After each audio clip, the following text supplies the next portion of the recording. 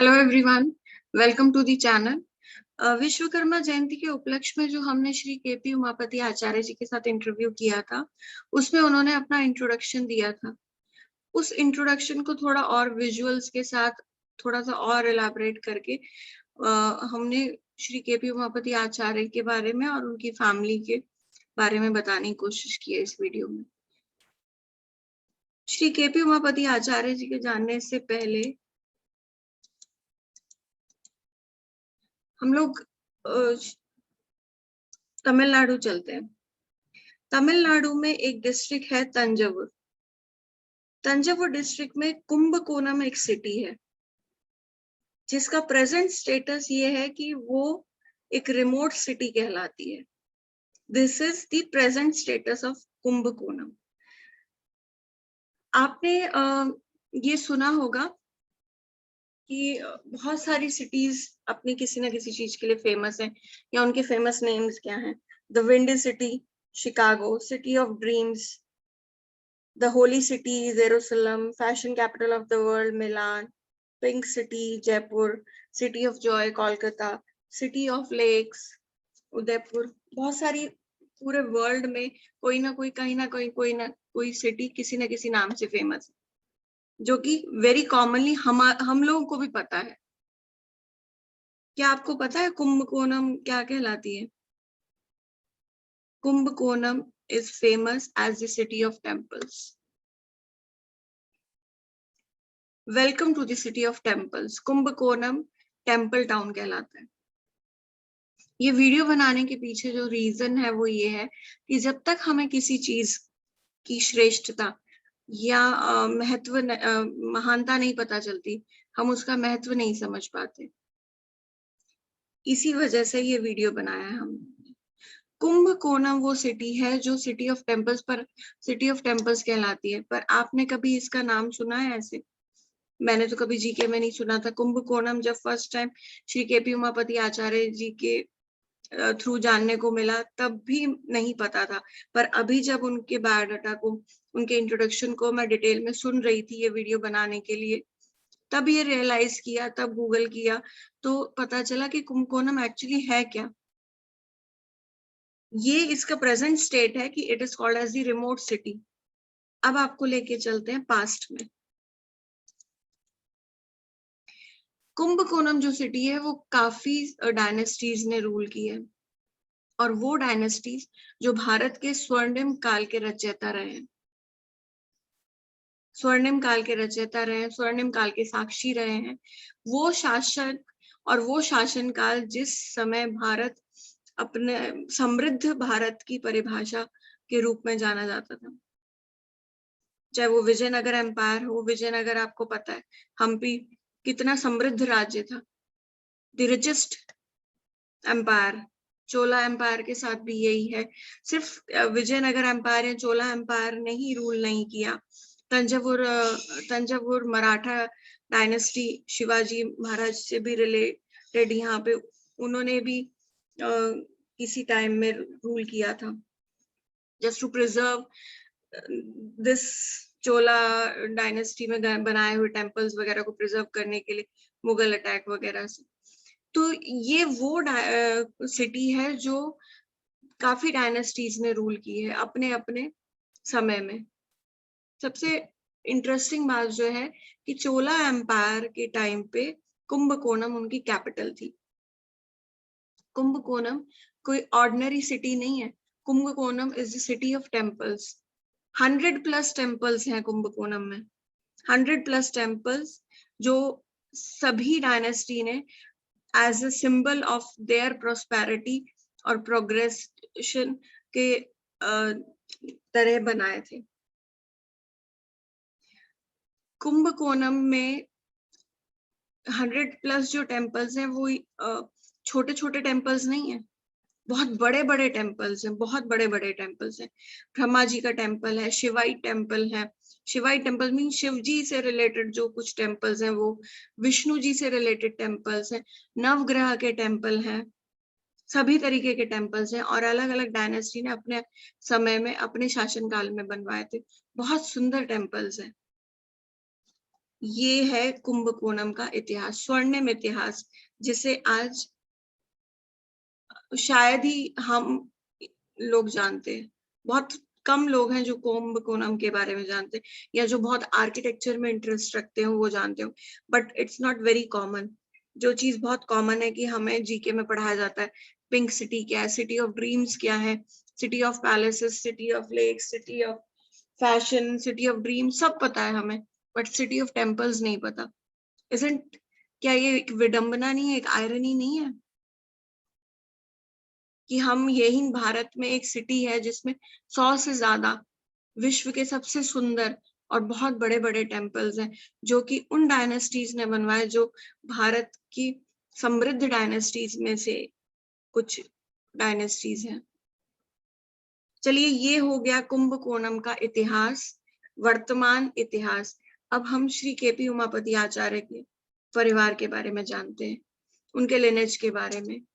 Shri KP Umapathi आचार्य ऐसी family से belong करते हैं जहाँ पे उनके ग्रैंडफादर जो थे ब्रह्मश्री के वयापुरी जी, वो जीनियस थे। वो टेम्पल कंस्ट्रक्शन, टेम्पल आर्किटेक्चर में ही नहीं, शिल्प शास्त्र में और स्कल्पचर्स वगैरह में, सब चीज में उन्होंने अपना बहुत बड़ा योगदान दिया।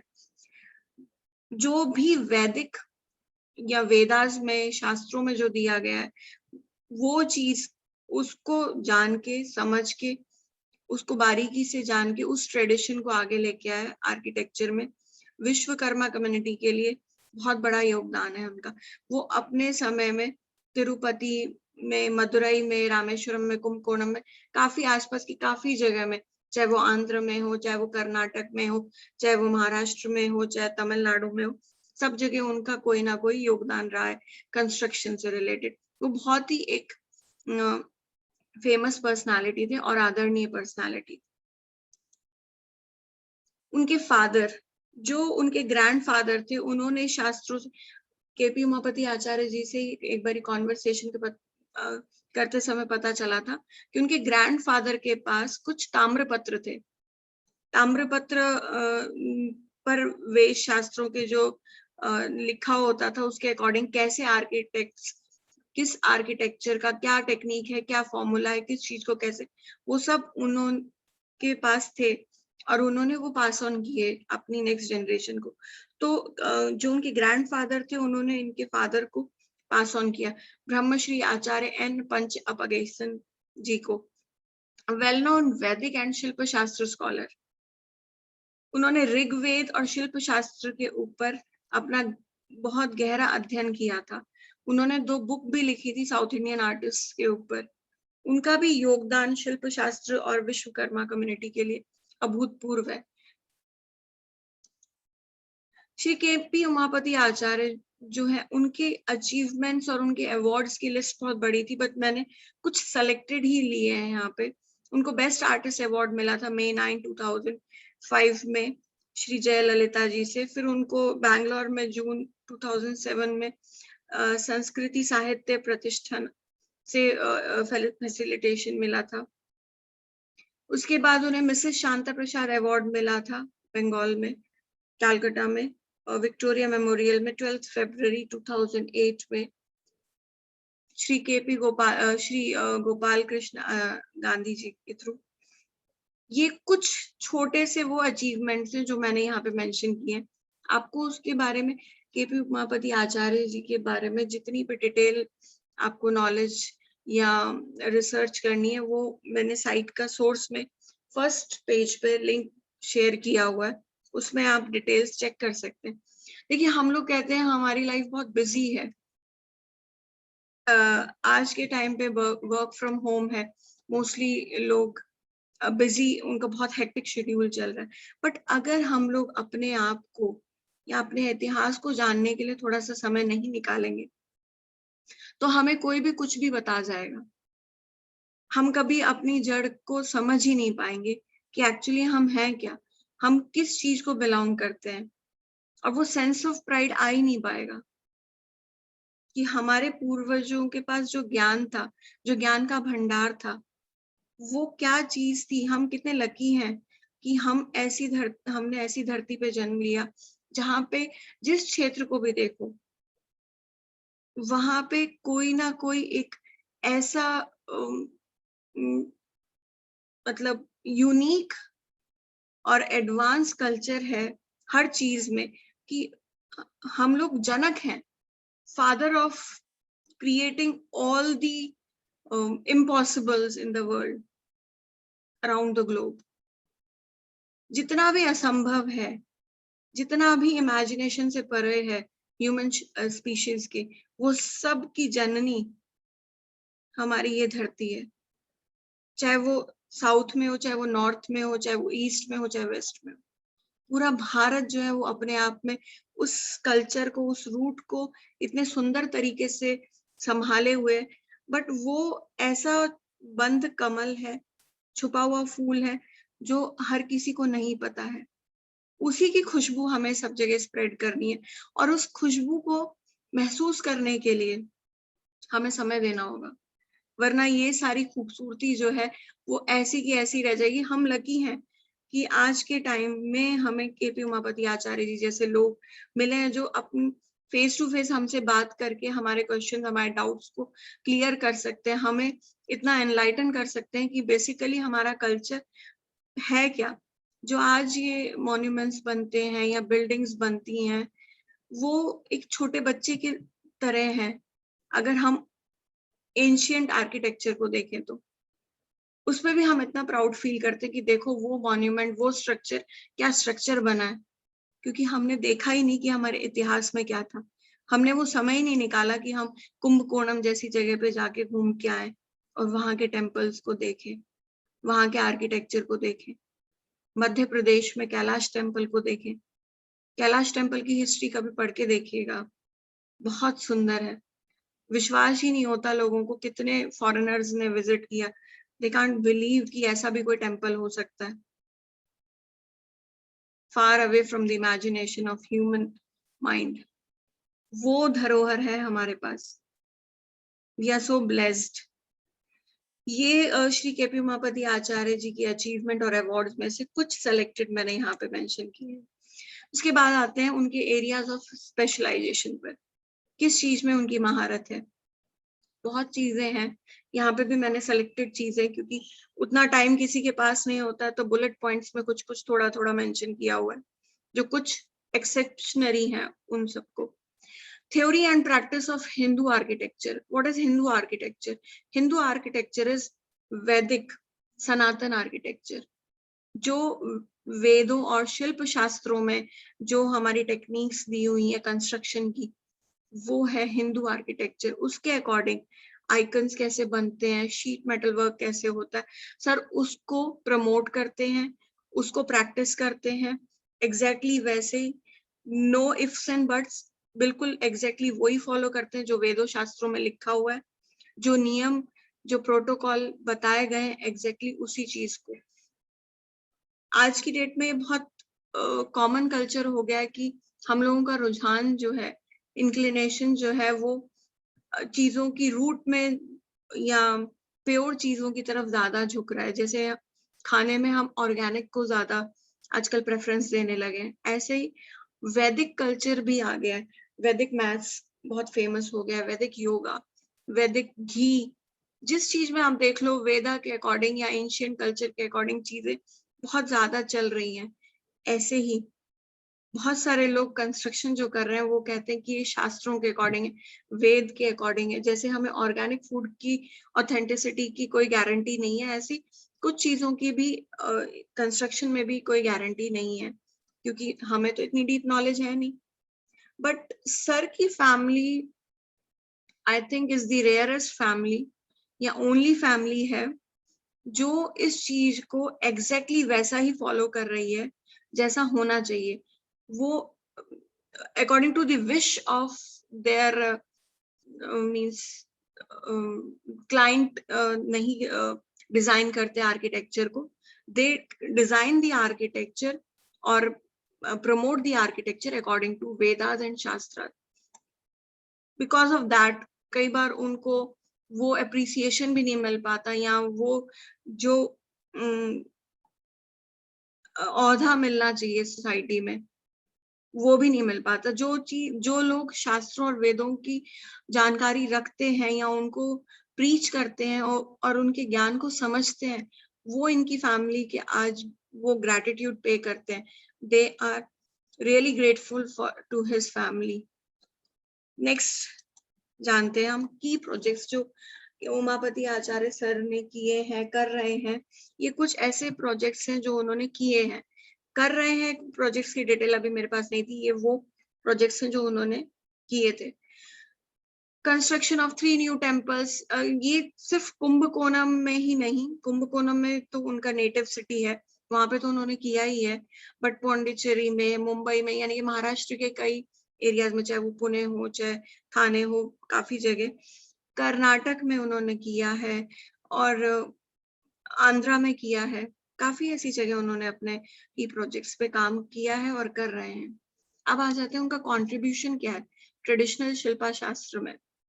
उन्होंने कैसे ये जो एसेंस ऑफ कंस्ट्रक्शन है, आर्किटेक्चर है, वो सजो के कैसे रखी हुई है। सर के इंटरव्यू में सर ने मेंशन किया था कि हम लोगों को आज की डेट में ये चिंता रहती है कि ये बर्ड की जो ब्रीड है, ये स्पीशीज जो है, ये एक्सटिंक्ट हो रहे हैं, ये एनिमल एक्सटिंक्ट हो रहे हैं, पर किसी ने ये चिंता नहीं की कि हमारी मॉन्यूमेंट्स, हमारा आर्किटेक्चर जो है, जो उसकी एसेंस है, वो एक्सटिंक्ट हो रही है। उसमें कुछ कुछ कलाएं जो है आज कोई करवाता भी नहीं, वो धीरे धीरे खोती जा रही है। जो मेजर वर्क है कंट्रीब्यूशन सर का और सर की फैमिली का है कि उन्होंने वो प्रिजर्व करके रखी हुई है। जो ड्राइंग स्टाइल आज की डेट में बिल्कुल एक्सटिंक्ट हो चुका है, लिमिटेड लोग या ना के बराबर या सिर्फ इनकी ही फैमिली जिस ड्राइंग स्टाइल को फॉलो करती है, जो पहले समय में अपने पीक पर था, उस ड्राइंग स्टाइल को सर आज भी अलाइव रखे हुए हैं, खुद भी प्रैक्टिस करके और अपने स्टूडेंट्स को भी सिखा के। ये बहुत बड़ी चीज है। अगर आप अपनी चीजों को, अपने कल्चर को, अपनी प्रैक्टिसेस को, एंशिएंट प्रैक्टिसेस को करते नहीं रहेंगे और उसको प्रमोट नहीं करेंगे, तो वो धीरे धीरे धीरे धीरे गायब हो जाएगा। फिर आपकी कोई एग्जिस्टेंस ही नहीं बचेगी। आप किस रूट को बिलोंग करते हैं, आपकी एग्जिस्टेंस क्या है, आप कहाँ से चले हैं, अगर वही आपको या आपकी आने वाली जनरेशन को पता नहीं होगी, तो जो इनसिक्योरिटी होती है और इंस्टेबिलिटी होती है, वो समाज में बहुत बढ़ जाएगी। तो अपने आप को वो स्ट्रॉन्ग बेस देने के लिए, जो हमारी फाउंडेशन है, उस नींव को जानने के लिए हमें समय निकालना होगा और हमें वो खोज करनी होगी। हम अपने बच्चों को बहुत सारी चीजों, नई नई चीजें करने की आदत डालते हैं, तो थोड़ा सा हम ये भी समय निकालें कि चलो आज हम जानते हैं कि महाभारत में क्या हुआ, कृष्णा में क्या दिखाया है। थोड़ा थोड़ा अपने इतिहास को शुरू कीजिए जानना, जिससे कि हमारे बच्चों को वो स्ट्रॉन्ग बेस मिले। आज हम हैं, वो जब आगे जाएंगे तो वो आगे क्या लेके जाएंगे शास्त्र अपने रूट की तरह। फिर वही इंस्टेबिलिटी, इनसिक्योरिटी, एंजाइटी, ये सारी चीजें बढ़ती चली जाएंगी, जो समाज का धीरे धीरे नया एक जिसे कहते हैं ना हम घुन, जो हमारे समाज में आता जा रहा है, वो किस वजह से, क्योंकि हम अपनी रूट्स को नहीं जानते।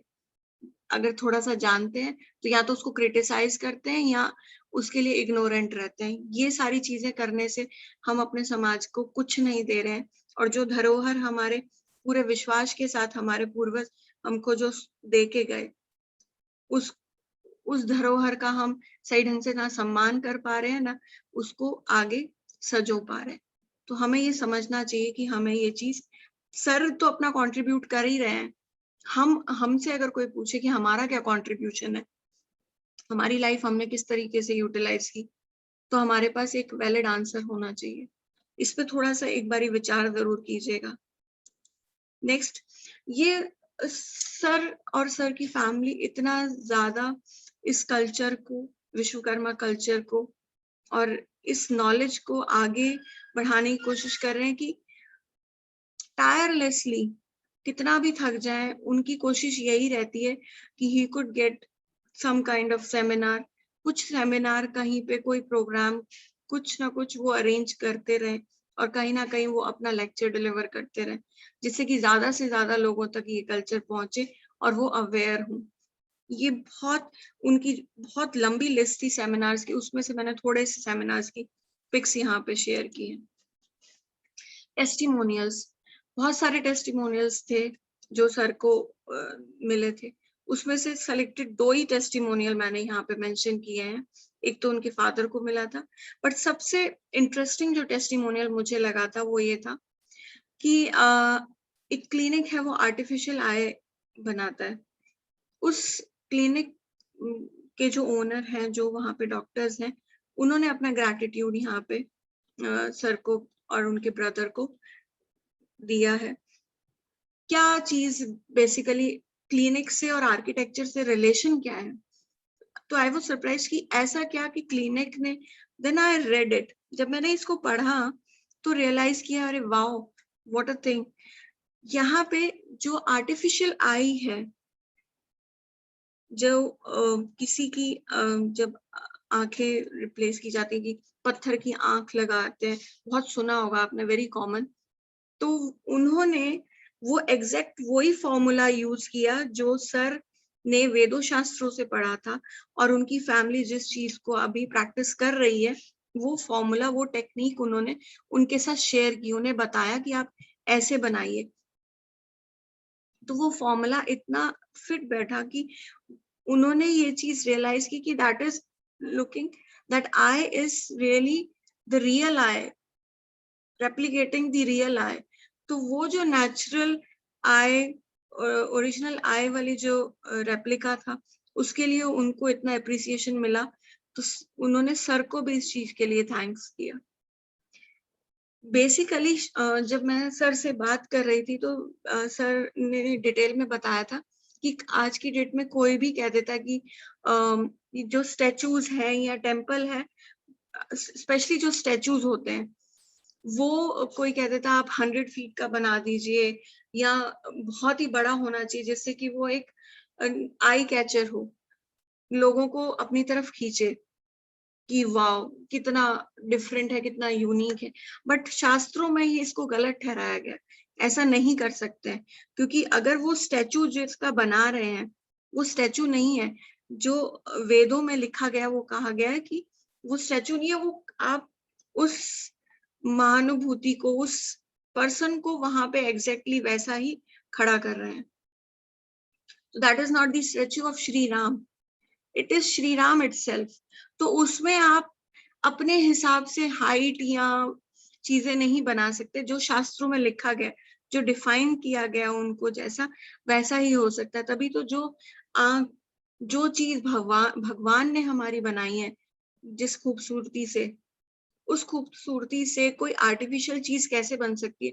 वो तभी बन सकती है जब उसको एग्जैक्टली वैसा ही फॉलो किया गया हो जैसा वेदों शास्त्रों में लिखा हुआ है। तो ये जान के मुझे बहुत अच्छा लगा कि हर चीज में वेदों शास्त्रों का कितना बड़ा रोल है। It's not just the temples और मॉन्यूमेंट्स से रिलेटेड आर्किटेक्चर, एक छोटी छोटी चीज में कितनी इंपॉर्टेंट रोल प्ले कर रहा है। Thank you sir for this also. सिर्फ उनके लिए ही नहीं, हमें भी ये चीजें बारीकी से जानने को मिली कि कितनी सुंदर कला है।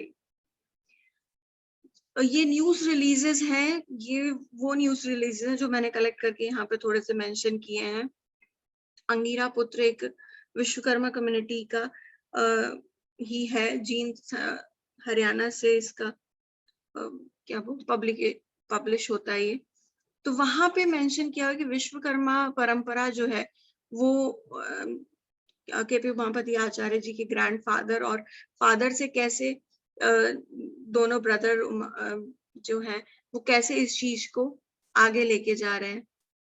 ये हम लोगों के ऊपर इतना बड़ा आभार है श्री केपी उमापति आचार्य और उनकी फैमिली का, कि उन्होंने इस चीज को अभी तक संभाल के रखा हुआ है और अपनी पूरी कोशिश कर रहे हैं कि कैसे इस चीज को आगे ले जाया जाए, लोगों तक, एक एक जन तक पहुंचाया जाए और उस कल्चर को प्रिजर्व करके रखा जाए। ये चीजें आप डिटेल में पढ़िएगा, वो जो लिंक दिया है मैंने उसमें, आपको बहुत अच्छा लगेगा। प्लीज स्पेयर सम टाइम, कुछ समय निकालिए अपने इतिहास को जानने के लिए और ऐसे लोगों के बारे में जानने के लिए। We're ending with this slide. Thank you so much, sir. आपकी वजह से हमें इतनी सारी चीजें जानने की को मिली, and you are such a humble person.